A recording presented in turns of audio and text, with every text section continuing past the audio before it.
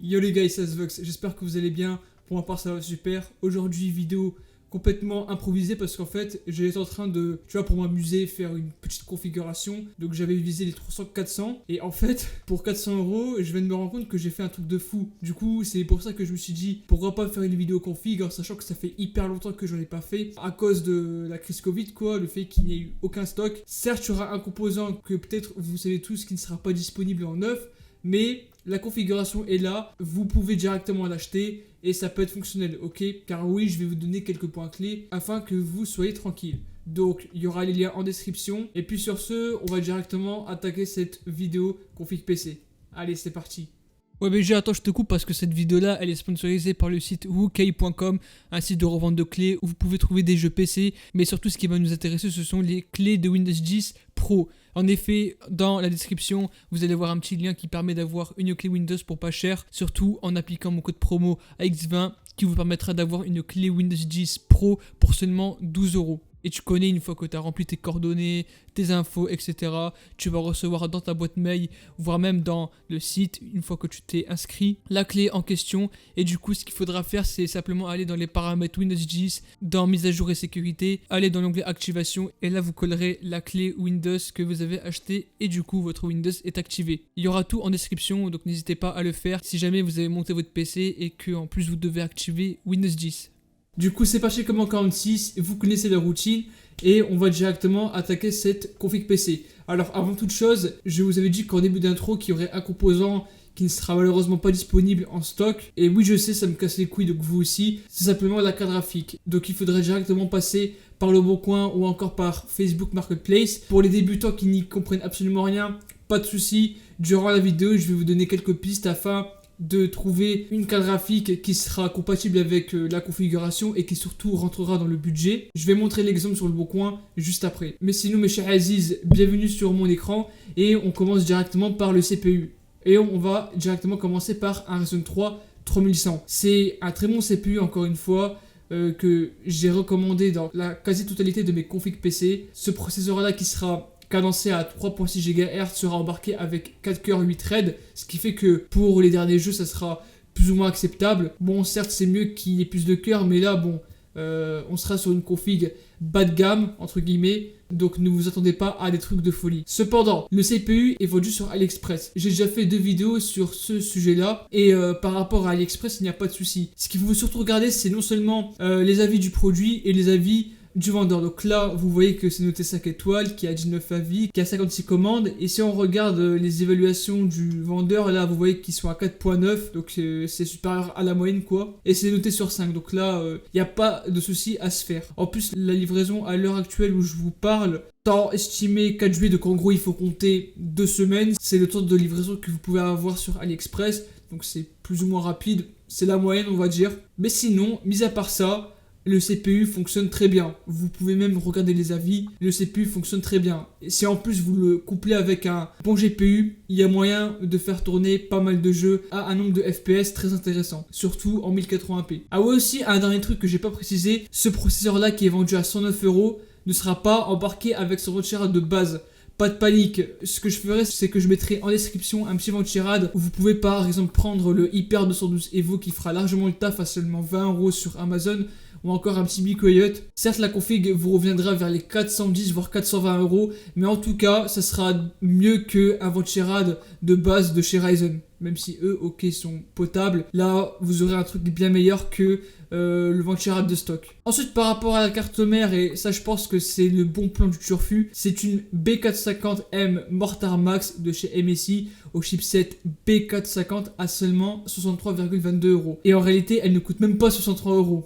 Le vrai prix, si vous mettez le code bienvenue lorsque c'est la première fois que vous faites une commande sur du commerce, elle sera à seulement 53 €. Et 53 € pour l'une des meilleures B450, c'est plus qu'une promotion en fait, juste c'est donné. Allez-y, foncez, ce que vous faites, c'est que vous vous créez un nouveau compte et directement vous allez avoir cette carte mère pour un prix vraiment excellent. Elle est comparable à une MSI B450 Tomahawk car en réalité elles ont quasiment les mêmes VRM, même si celle-là en a des meilleurs. Cependant, celle-là sera en version micro ATX, donc par rapport au format, ça ne change rien. De ce fait, comme c'est une version max, elle acceptera les Ryzen 3000, car de base c'était compatible avec les Ryzen 2000, mais là comme c'est une version max, il n'y aura pas de souci de compatibilité. En plus, il y a même moyen de faire une mise à jour pour passer sur les Ryzen 5000. Mais là, pour 53€, franchement, on a une très bonne carte mère. En plus, physiquement, elle est belle. Il y a tout qui va avec. 2 slow M.2 pour ceux qui veulent mettre un NVMe, par exemple. Bref, en tout cas, cette carte mère-là, créez-vous un nouveau compte rue du commerce et mettez le code bienvenue.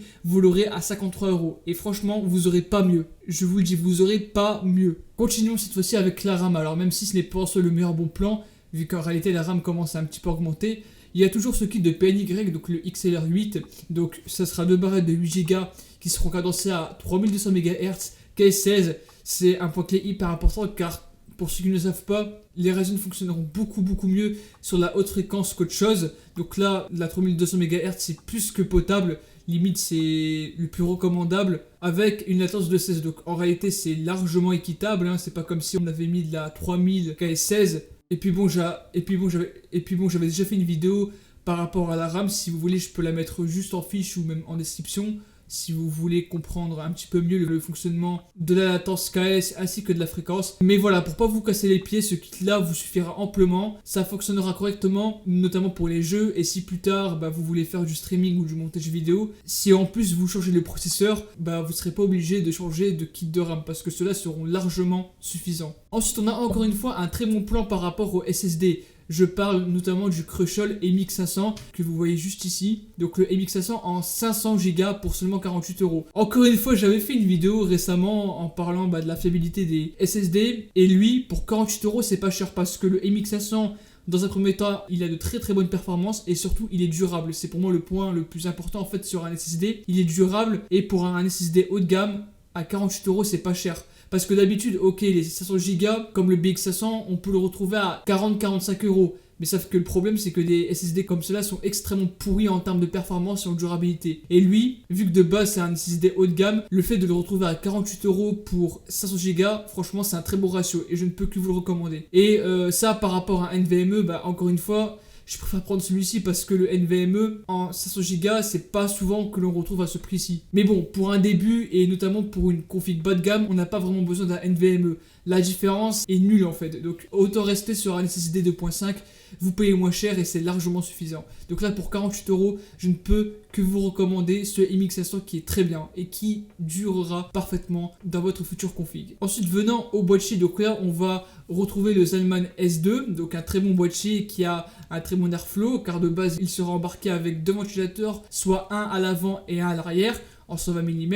Certes, esthétiquement, c'est pas ce qu'il y a de meilleur, je peux comprendre que vous voulez du Isis RGB, mais les gars, on est sur une config bas de gamme, comprenez qu'on ne peut pas tout avoir. Malgré le fait que le design n'est pas si top que ça, la ventilation est présente et ça doit être le point clé sur un boîtier. S'il est beau mais qu'il n'a pas d'airflow, ça ne sert strictement à rien. En plus, les deux ventilateurs sont plus ou moins corrects, donc franchement les gars, je vois pas mieux comme boîtier à ce prix-ci. Donc en ce moment, il est à 35€, donc n'hésitez pas à y foncer. Bon là, vous voyez qu'il est à 65€, mais c'est parce que je viens de me rendre compte que je me suis trompé de lien. Il est bel et bien à 35€, d'accord? Et enfin, juste avant qu'on parle des cartes graphiques, on va terminer cette vidéo par l'alimentation. Il y a le retour de la EVGA 500BR, qui à l'époque était une alimentation que je recommandais beaucoup, il y a environ de cela 2 ans, parce que déjà c'est une alimentation qui sera largement suffisante, donc les 500 watts seront largement exploitables, et même si plus tard vous prenez une grosse carte graphique, ces 500 watts seront suffisants, quoi. Et par rapport à la fiabilité, à la sécurité des composants qu'il y a à l'intérieur de cette alimentation, c'est plus que fiable en réalité, même s'il y a des modèles un peu plus haut de gamme, comme des S12 ou des BeQuiet System Power 9, la EVGA tient largement sa place. Surtout qu'elle est à 36€, alors que de base c'est une alim qui coûte 50€. Là franchement c'est un très bon prix, vous pouvez y foncer. Niveau fiabilité performance, franchement c'est un très bon rapport qualité et performance prix. Enfin on va terminer cette vidéo par les cartes graphiques. Et là vous voyez que je suis directement sur le bon coin. Et en fait qu'est-ce qu'il faut prendre comme modèle? Simplement je vais vous mettre des modèles à l'écran.